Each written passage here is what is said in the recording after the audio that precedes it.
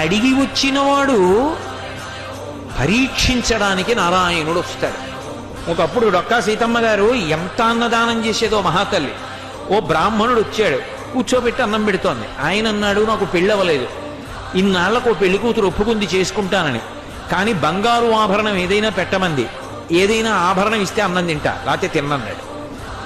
అప్పటికే అన్నదానానికి ఆవిడ ఒంటి మీద నగలన్నీ వెళ్ళిపోయి ఒక్క కంటి ఉంది. ఆవిడ భర్త వంక చూసి కంటి ఇచ్చేస్తానంది. ఆయన పక్కకి రమ్మనన్నాడు, అన్నీ అయిపోయాయే, ఆ కంటె ఒకటే ఉంది. ధూర్త బ్రాహ్మణుడు అన్నం పెడితే బంగారం అడుగుతున్నాడు, ఇవ్వకు, తినకపోతే పోతాడన్నాడు. తప్పు. అతిథి విష్ణుస్వరూపం, అభ్యాగతి స్వయం విష్ణు. కాబట్టి ఆయనకి అన్నం పెట్టినప్పుడు బంగారం ఇచ్చేస్తాను. ఏమవుతుంది, పెళ్లి చేసుకుంటాడు, మంచిదేగా. కంటె ఒంటి మీద ఉంటే ఏమవుతుంది, శాశ్వతమా? పుణ్యం శాశ్వతం, ఇస్తానంది, నీ ఇష్టం ఈ అన్నాడు. కంటె తీసి ఇచ్చింది. ఆ కంటి తీసుకెళ్లి అరిటాక్ కింద పెట్టి ఆయన అన్నం తినేశాడు సంతోషంగా. ఉత్తరాపోసనం పట్టాడు, చేయగడుక్కోవడానికి బయటికి వెళ్ళాడు. ఊరంతా కలిపి ఎంత ఉంటుంది ఆ గన్నవరం. కాబట్టి ఆ బంగారు కంటె కనపడింది ఆకెత్తుతుంటే సీతమ్మ గారికి. అయ్యో వెర్రి బ్రాహ్మడు కంటె మరిచిపోయాడని పరిగెత్తుకెళ్ళారు పిలుద్దామని. కనపడలేదు. భర్తని పిలిచి వెతకమన్నారు, ఎక్కడా కనపడలేదు.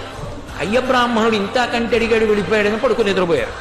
ఆవిడికి కలలో శ్రీ మహావిష్ణువు కనపడ్డారు. సీతమ్మ, ఇంతమందికి అన్నం పెడుతున్నావే, ఒక్కసారి నీ చేతి అన్నం తినాలనిపించిందమ్మా, బ్రాహ్మణ రూపంలో వచ్చాను. అభ్యాగతిని గదు పరీక్షించాలని కంటె అడిగాను, ఇచ్చేశావమ్మా. చాలు తల్లి, మురిసిపోయాను, నీ ఒంటి మీద నగలైపోయాయని బెంగ పెట్టుకుంటున్నావా? ఇంతకింత బంగారం నేను ఇస్తాలే అమ్మా అన్నాడు. ఆవిడ లేచి భర్తకి చెప్పింది కళ. ఎప్పుడు దున్నే పొలమే. ఆయన పొలానికి వెళ్ళారు. సాయంకాలం వచ్చేసే ముందు ఏదో గొప్పు తవ్వుతున్నారు. ఖంగుల శబ్దం వచ్చింది. కొంచెం మట్టి తీసి చూశారు. ప్రదోష వేళ బిందె కనపడింది. ఉత్తరీయంలో మూట కట్టి ఇంటికి తీసుకొచ్చి మూత విప్పి చూశారు. బిందె నిండా బంగారు కాసులు. అంత ఐశ్వర్యం ఇచ్చేశారు శ్రీ మహావిష్ణువు.